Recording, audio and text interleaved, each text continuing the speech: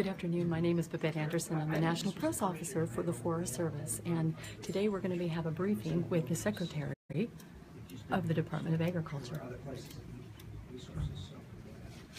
What was the name of it? I think it was Bearskin. Good to see you. Welcome, Senator. Jeff, everybody's late because they were at cabinet meeting. You with that, Ken? How'd you know? I didn't read that one.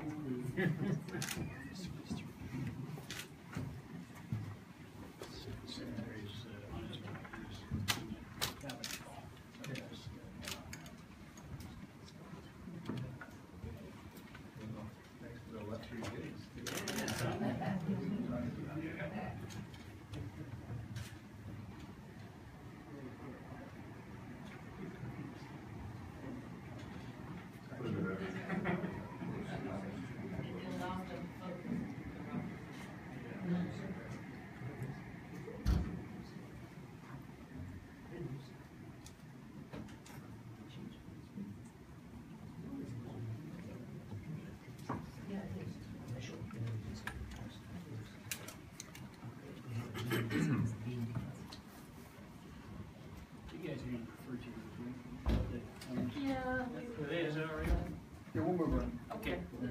Yeah. I presume the Secretary's going to make a couple of remarks or something. Yes. As soon as that portion ends, I guess we'll probably go over.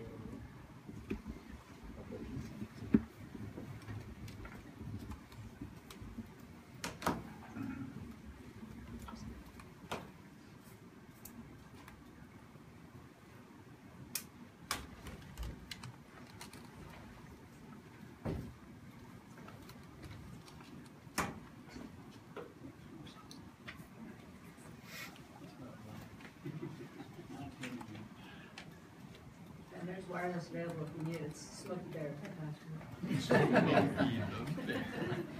Smoky Bear. Smoky Bear. Not Smoky the Bear. Smoky Bear. All one word. All one word. Please call smoke.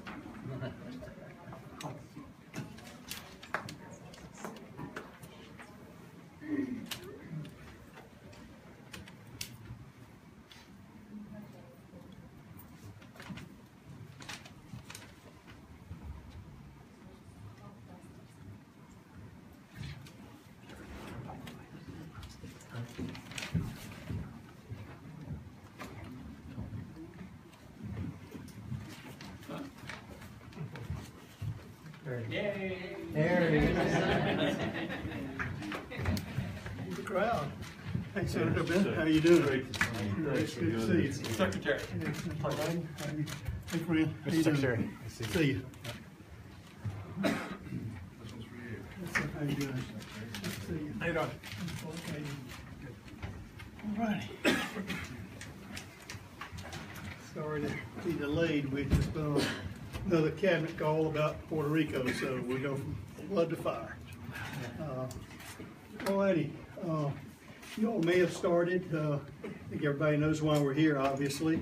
This has been a tremendous fire season, but the issue's been with us, certainly, from a funding issue, and I appreciate those of you in the Congress recognizing this issue and signing on the bill, which may give us a permanent fix to really manage our forests preemptively, rather than having to deal with fighting fire every year.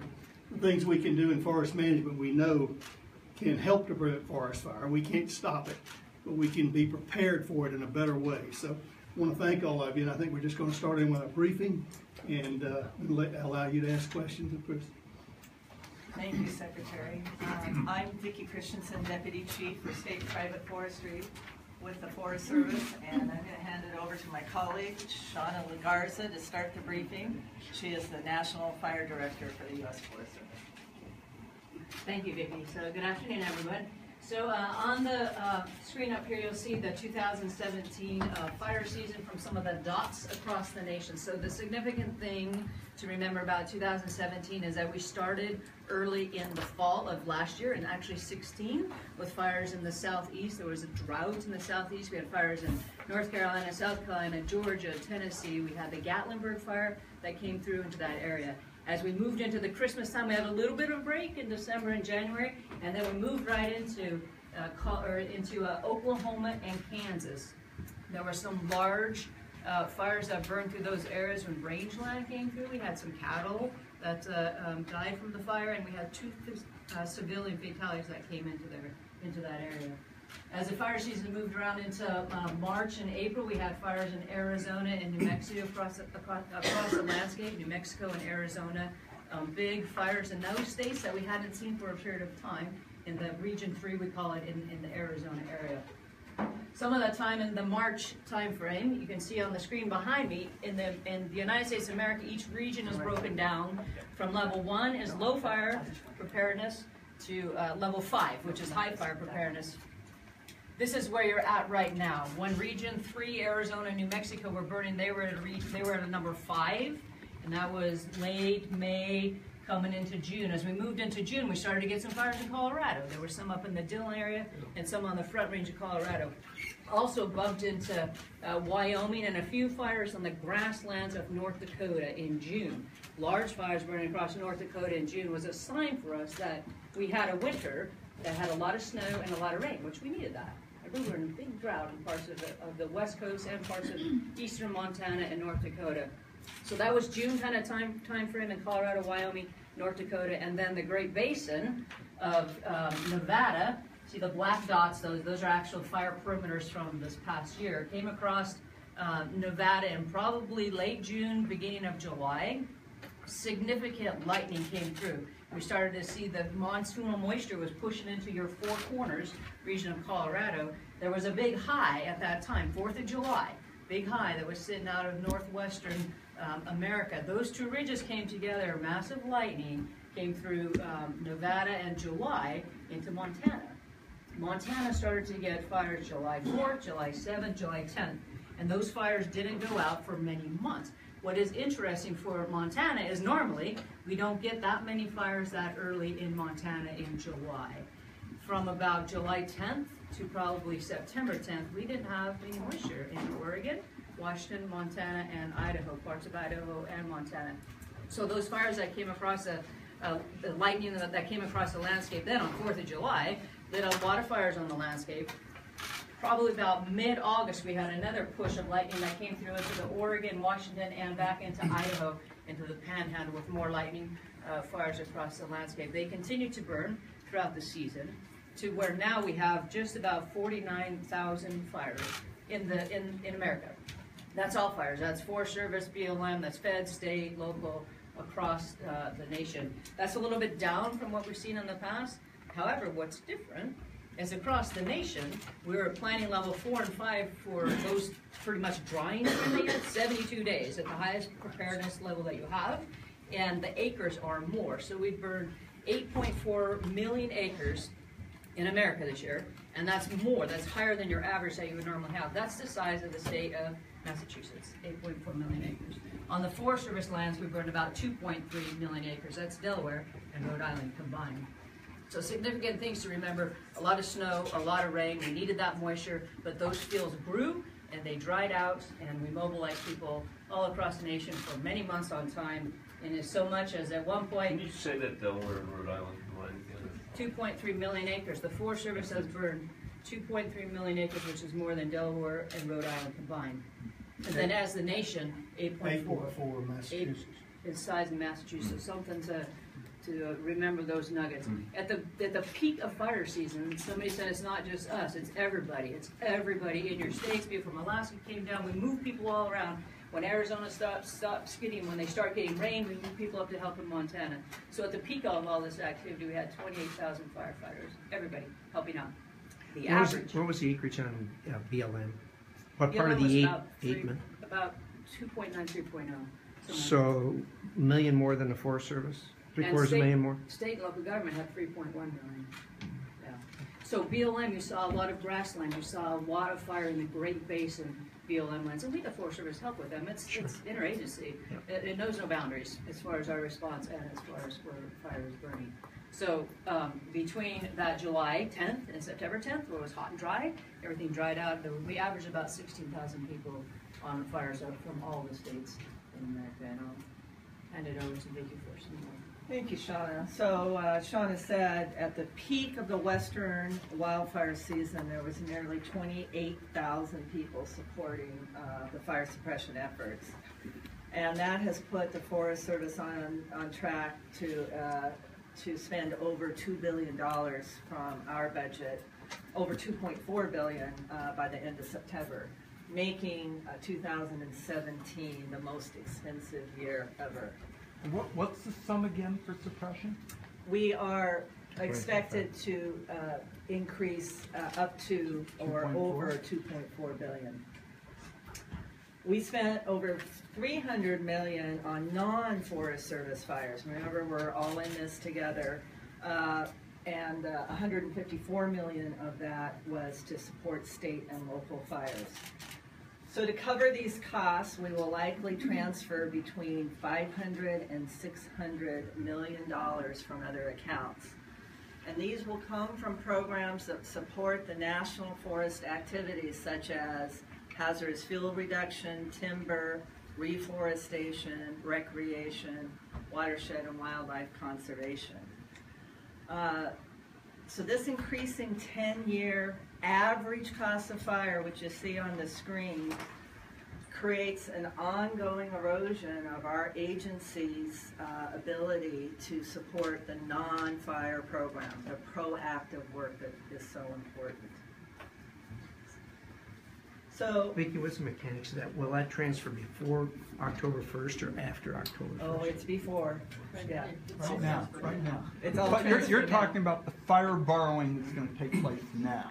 Well, we It's already call it- taken place. Yeah. Okay. And thanks to your efforts, it will likely be more fire borrowing, but it's transfer right now, Right. and Right. hopefully those accounts will get replenished. Functionally, what that means is we have to hold back our preventive measures in order to have that money available for fire suppression. So we can't manage proactively. We have to hoard the money till we see what the fire situation is going to be through the year, which makes us no way to run our agency. And if you don't have the fires, you're still hoarding the money and you didn't get the proactive stuff That's done. exactly Is that what fair? we That's adjust. perfect. What are you budgeting for next year?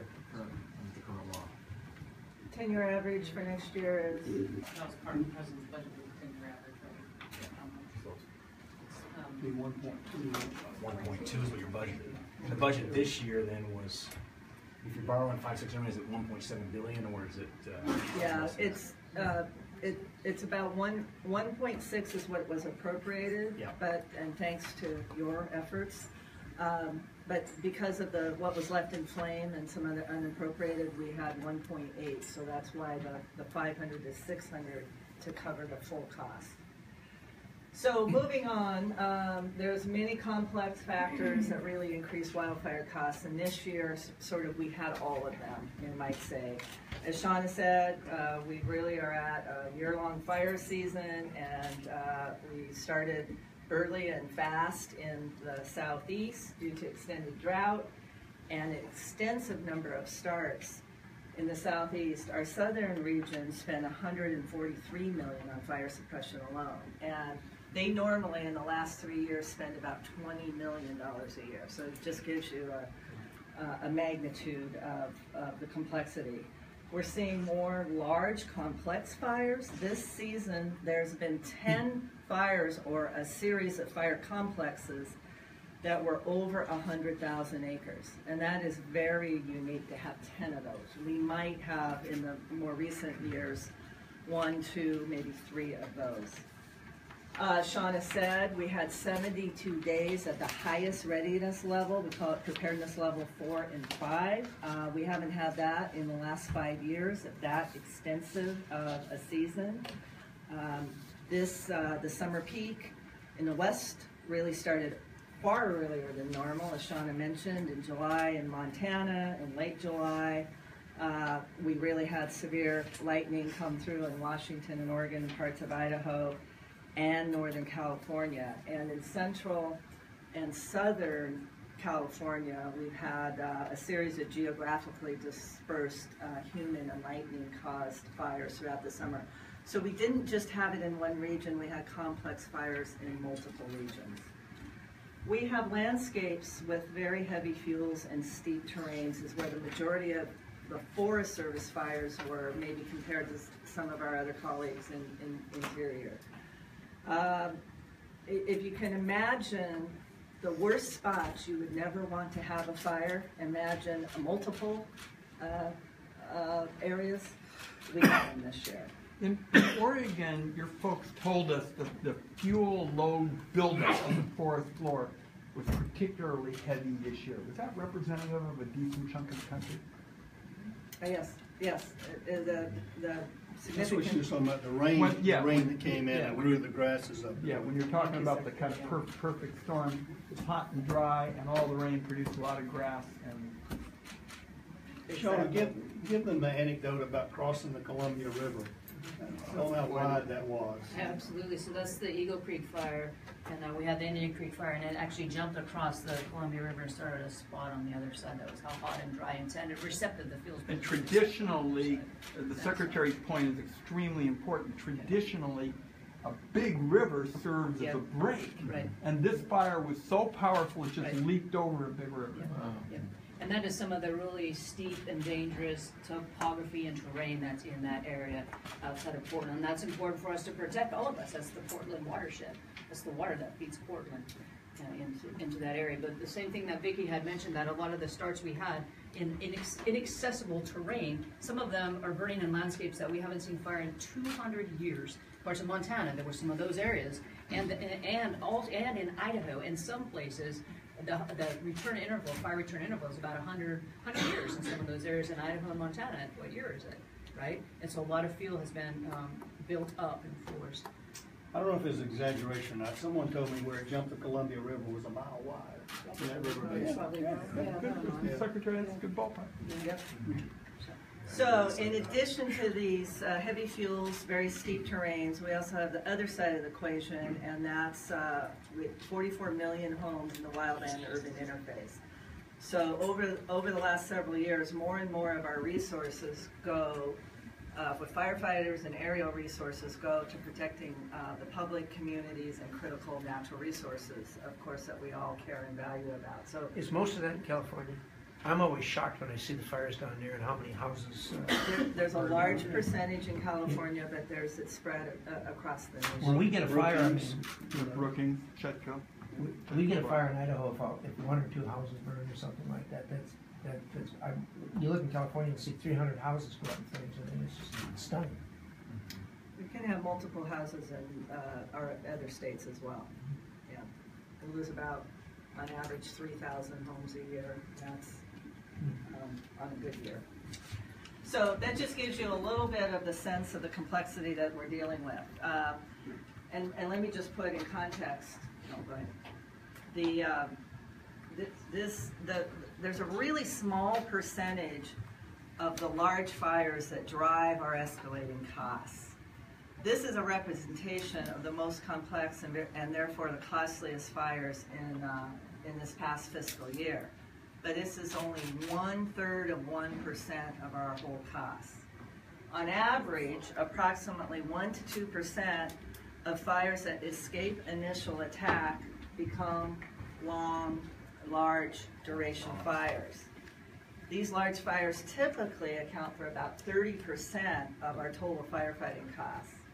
But in 2017, just 1% of the fires accounted for 45% of all of the Forest Service's fire costs for this year. So we've had a much heavier load of large complex fires.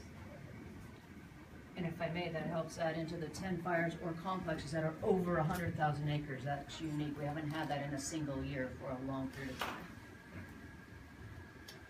So wildland fire costs is consuming the Forest Service's budget.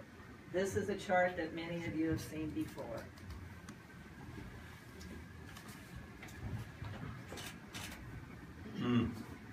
In a 2015 report, the Forest Service projected that our fire budget would consume 2/3 of our agency's budget by the year 2025. Conditions on the ground are worsening, and we are projecting the fire budget to consume 2/3 of our overall budget 4 years sooner, by the year 2021. The 10-year average has increased 300 million over the past 5 years. With this new projection, our models predict the 10-year average will go up $100 million each year. That's $100 million less that we'll have to use for proactive work on the ground. So the ongoing erosion of our non-fire budget causes an ongoing shift in resources from land management to fire management. So in addition, this is a two-pronged problem or challenge that we have. In addition, and we've already talked about it, to the increasing 10-year average, fire transfers interrupt other critical forest service services and proactive work that we're trying to get done. Since 2002, we have exceeded our appropriations for fire suppression in all but 4 years, and we have initiated fire transfers 9 times. Transferring these funds to cover the cost of wildfire suppression is very disruptive to other critical work, including the work to reduce wildfire risk on the front end through prescribed fire, mechanical thinning, and other means. Mr. Secretary, Senators, thank you so much for your leadership in helping to solve this critical problem. We really appreciate your time.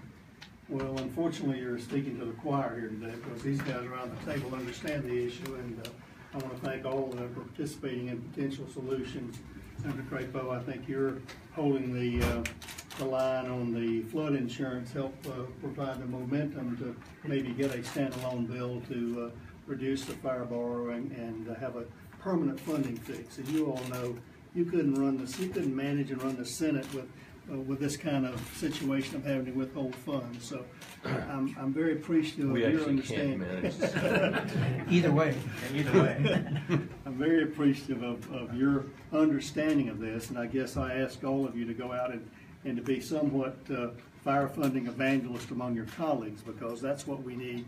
I do believe that the momentum this year is greater than it's been in the past, and I think that there's a lot of concern as we've seen all the cameras focus on Harvey and Irma and Maria and the devastation there, and we don't make any light of that. Most people don't even know there's been a national disaster in the Northwest, particularly from Montana, Oregon to Washington, California, in those areas, and Vicki talked about the other areas. It's moved from the southeast, it's moved from the southwest, it's moved to Kansas and other places, and it's been a tremendous year. But the fact is, when you look at the percentage of, just on the screen there, going from 16% of the 95 budget to 56% now, probably be greater than that this year by the time we calculate everything up. And then moving up 4 years, that's the issue. And I'm working as hard as I can within administration. I think we're making progress with OMB. I do believe the budget cap bill is probably the appropriate place to move that, and what you all have signed on to, I think, is the way to go. And get that done. So our goal is to work together between us. We've got a chief forester over here who understands the issue. We've got people who know what to do if we can have the resources to get and move in, whether it's insect prevention, fuel load on the ground, thinning, and those kind of things that need to be done. We're not going to stop all the fires, but I do believe we can stop a lot of these 100,000 acre fires that we see here by building some breaks and some barriers by good forest management. So that's what we want to do. Mr. Secretary, first of all, thank you for holding this meeting. We need the administration and Congress to pay the attention to this issue that it deserves, and you are helping to make that happen. So thank you for that. We have been, you're right, this is the choir. We have been fighting this issue for years and years and years. We have had this legislation introduced for at least 6 years, and we've been fighting before that.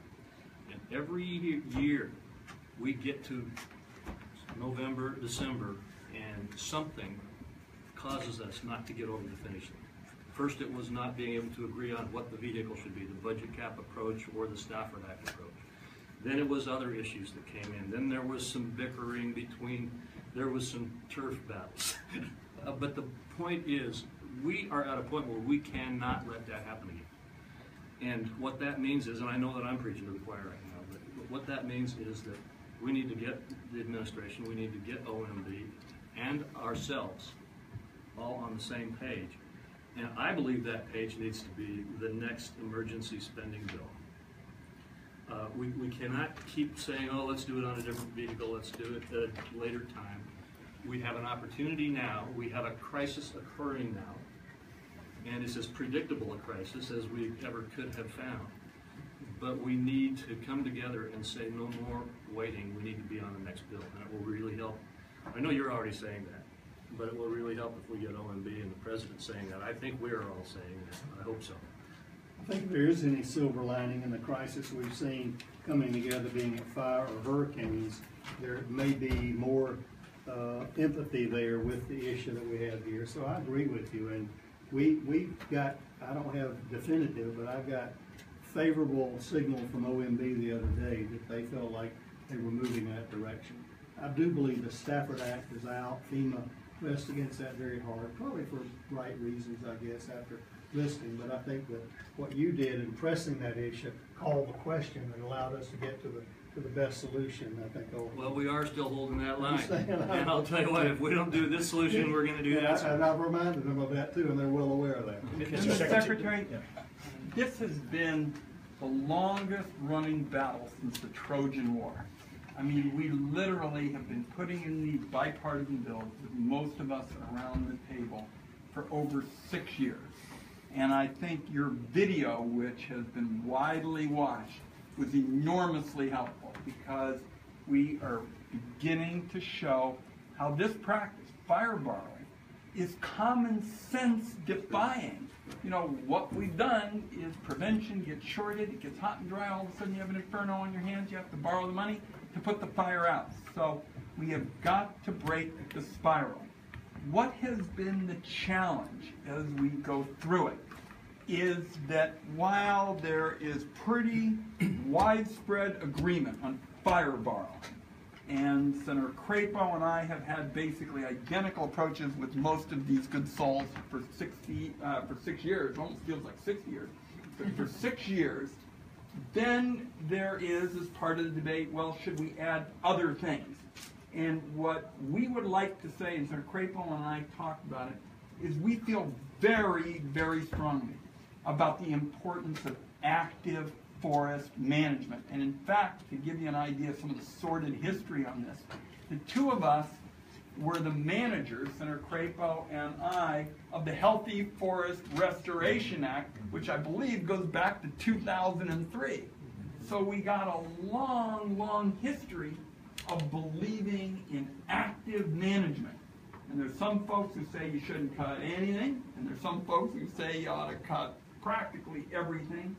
And what we want to convey today is, with your leadership, let us not let anything derail the effort to finally end something that defies common sense. Senator Crapo and I, in particular, as the sponsors of these bills, we don't take a backseat to anybody in terms of the importance of active management. Let's just not lose fire borrowing when we have an opportunity to do it on the next possible vehicle. I'm certain there's going to be another emergency disaster provision given what we're dealing with and the numbers that are going to come in on Puerto Rico and everywhere else. So with your terrific presentation on the video, which I have watched personally about 4 times, I think gives us some new momentum, and let's just make sure we bring it over the finish line. Secretary Perdue, thank you. I want to thank you, first of all, for coming out to Montana in August with Secretary Zinke. We looked at that list of the top 20 fires in the nation. You notice 2 out of the 3 were in Montana this year. That first one, Lolo Peak, you were on that fire line. You saw it firsthand. Thank you. It's very important to firefighters' mind and the community. The Bryce Ridge Fire, number 3 there on the list. Chief Cook, he came out to Montana. I think it was his first couple days on the job. He was on that fire line. So thank you. We felt supported. The firefighters did an outstanding job. Unfortunately, we had the loss of life. 2 of our firefighters died in Montana this summer. This has been a really tough season, one for the record books. I completely agree that we've got to redirect our focus on forest management. We say out in Montana, either we're going to manage the forests are going to manage us. And we saw that happen this summer, and thank you for your leadership on this most important issue. Well, we're singularly focused. I think what you said, Senator Wyden, if we don't do this, it's really forest management malpractice, in my opinion. Correct. And that's what's happened, simply because we have not been able to proactively do the things that these people know what to do. We've got a chief forester who's been with the Forest Service since the age of 18.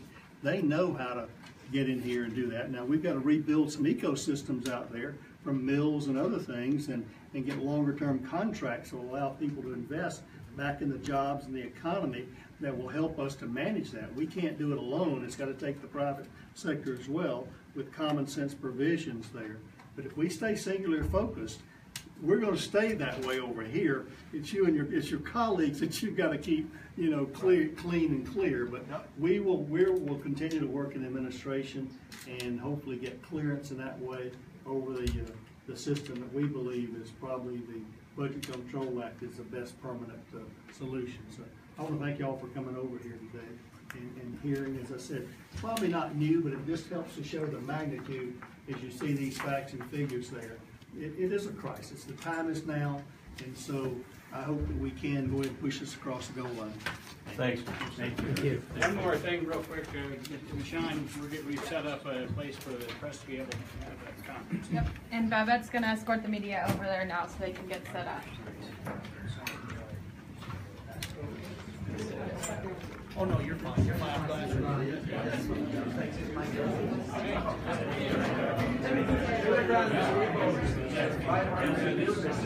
All right.